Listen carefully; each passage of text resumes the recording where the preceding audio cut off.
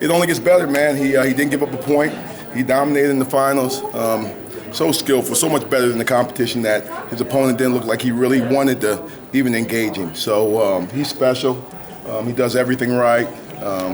Outstanding young man. It's only going to get better. I mean, he hasn't reached his peak yet. He's going to get better. So I'm really excited about that and where we go from here. You know, he spoke about basically he was training with Mike. Now he's with you, but he's like, Kevin didn't try to change me. He tried to refine me. Right. Would you say right. that's exactly? You know, and that's probably the case with a lot of our better guys. You know, that have come to the Olympic training center that I've been in contact with. Is that we can wrestle. We have skills.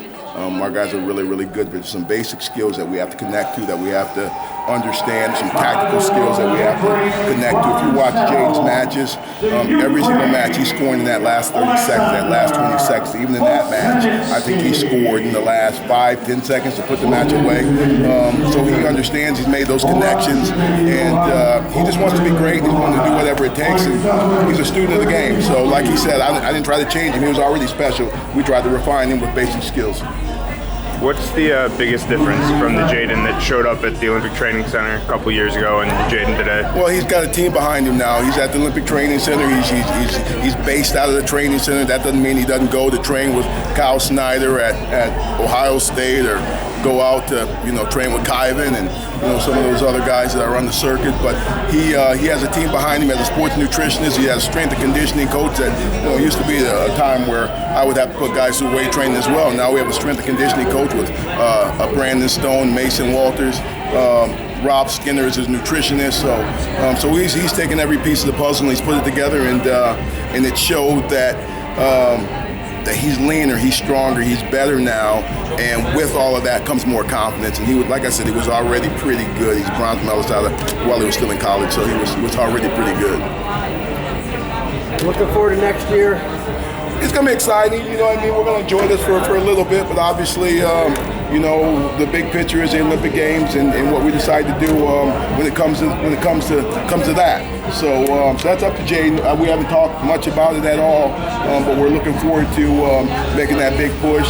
A little bit of a different situation now, not being able to sit out, but being able to sit in a seated position. So right now he's pretty happy, but we're definitely, Olympic goals is the goal. Olympic gold medal is the goal. So we're going to push towards that as soon as we take a little break. He had more close matches in the past, would you say?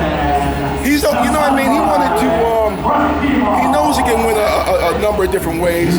We're trying to get him to dominate. Our goal this year wasn't just to win, but to dominate the field and really showcase all of his skills. And like I said, he probably could have beat that guy worse. He probably could have beat the guy in the semifinals worse.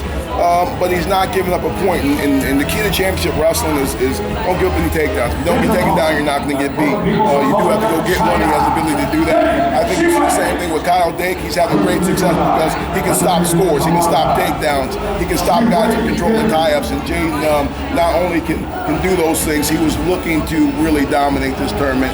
And I think he's even more so looking to dominate the Olympic Games by even a wider score range, score margin. You said there's more there that he can, he hasn't hit a ceiling yet. What's the next step for him? Well, obviously, I think we can get better at parterre. I think he can turn a guy like Karimi. I think he can leg lace and gut wrench him. We just have to. There's some tactical adjustments. There's some techniques. There's some tricks that we can incorporate into his parterre that will allow him to turn the best opponents, because he does have the skill, but it's a tactical thing that you have to fool the best guys in the world to be able to turn them a little bit from gut wrenches. Leg laces, we just have to be more consistent with our technical skill in that area, and then just to maybe open up a little bit more. Not worry so much about giving up a takedown, but I get it. But he could give up a takedown, and I think it would fuel him, make him mad, and then he'd probably go out and score about 10 or 12 in response to it. So these guys are probably pretty lucky that he hasn't given up a takedown to him, because I think he really turns it up if that would happen. Awesome, man. Well, congratulations on the two-time champ, Coach. Appreciate it. Thank you.